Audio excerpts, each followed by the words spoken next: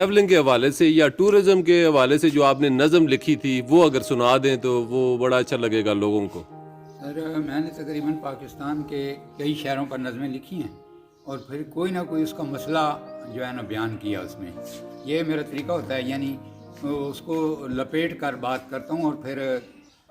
تھوڑی سی ہلکی سی تنقید کر کے اس کا کوئی مسئلہ بھی حل بھی بتاتا ہوں۔ تو میں نے جب کتاب گورنر سنگھ ڈاکٹر ارشد عباس صاحب کو بھیجی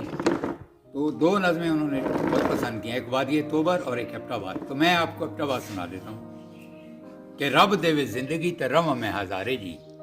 شملہ پہاڑی تو تکا میں نظارے جی، تک کے نظارے میں رب آندا یاد ہے، مجھ سونا شہر ماڑا ایبٹ آباد ہے۔ ایک جڑا مسئلہ میں دساں گا ضرور ہے، پس دیا طبقہ اتھے مزدور ہے، روزی دا ذریعہ نہیں جاندہ مجھ دور ہے، اتھے بڑے خان باویں شاہ سردارے نے، ہر باری ووٹاں تلاندے سن لارے نے، او گل سنو مزدورو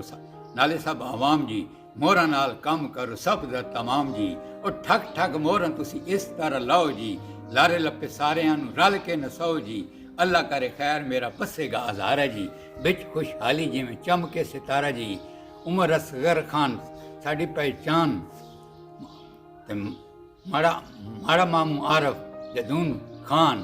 اللہ کرے خیر میرا وسے گا ہزارہ جی، بچ خوشحالی جی میں چمکے ستارہ جی۔ اب کچھ اشعار بول رہا ہوں میں آپ سے فرمائش کروں گا جو پاکستان آرمی کے بارے میں جنرل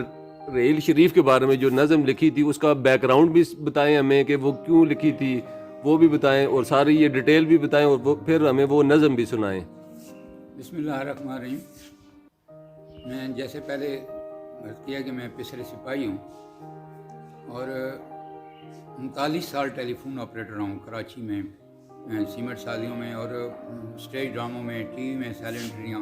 اور کوئی علاقہ نہیں چھوڑا کوئی۔ تو میرا پاکستان دنیا کا عظیم ترین ملک ہے جو میرا موضوع ہے۔ تو میں نے کئی اہم شخصیات سے ملا کہ پاکستان کے ساتھ جو کچھ ہو رہا ہے مجھے تو یعنی محسوس کرتا ہوں، یعنی نمائندوں کی طرف سے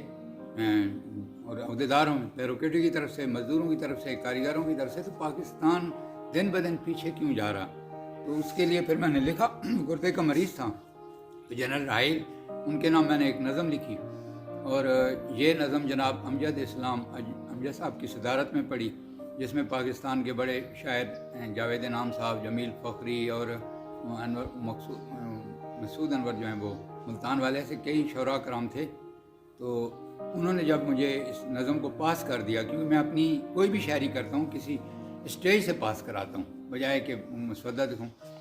تو نظم کا عنوان ہے جی کہ ہلالی سبز پرچم شہیدوں کی امانت۔ چند اشعار ہیں۔ امانت تھی شہیدوں کی نزا کا وقت جب آیا، امانت تھی شہیدوں کی نزا کا وقت جب آیا،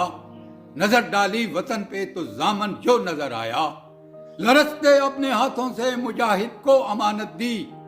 خدا جانے نبھا ڈالی یا میں نے کوئی خیانت کی، ہلالی سبز پرچم جو شہیدوں کی امانت ہے، قیامت میں یہ بولے گا کہ کس نے کی خیانت ہے، اور شہیدوں سے خیانت پر خدا کب معاف کرتا ہے،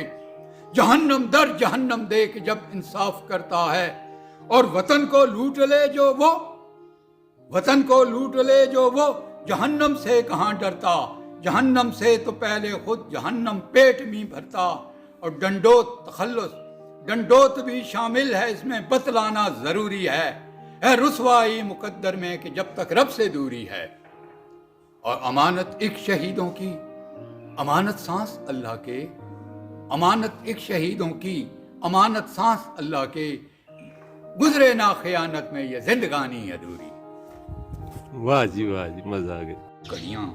کھاندے سانجل آلو وڑیاں، اج دے مرغ مسلم نالوں، لستاں والیاں گندلاں ہریاں،